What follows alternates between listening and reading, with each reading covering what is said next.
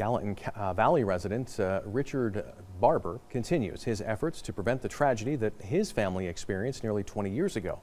He's now taking his one-man information campaign to social media. MTN's Dennis Carlson reports. But I'm here to tell you that more people will die this year.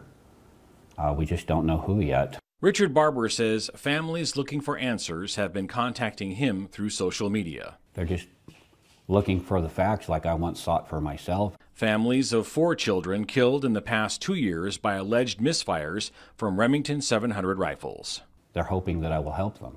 Barber says Remington has known for more than 70 years that the company's most popular rifle's fire control mechanism has a fatal flaw that causes the rifle to fire without the trigger being pulled. Barber has amassed millions of internal Remington documents to prove his point.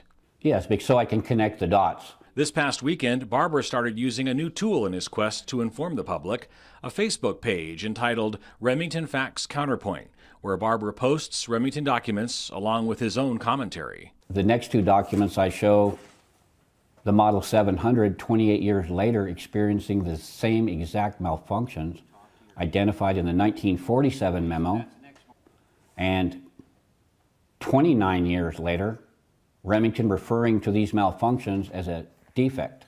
The purpose of Barber's Facebook page is fairly basic, for people to see the evidence for themselves. And I feel entitled to say it as long as I can prove it and back up what I'm saying as a fact. Montana's big game rifle hunting season begins Saturday, a reminder for Barber of his son's death on an October hunting day 17 years ago.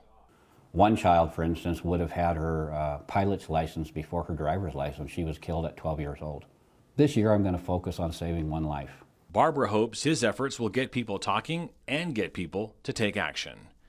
If you own one of these guns, look at the facts, and if the facts compel you, get your gun fixed, even if it's at your own expense. 17 years ago, Barber began a painful search for answers regarding his son's death. Now he's bringing what he found to other grieving families. So I'm in the best position to educate and inform others, either after the fact or hopefully before one of these tragedies befall another family this hunting season. Reporting from Helena, Dennis Carlson, MTN News. Now, MTN's phone call to Remington for comment on this story was not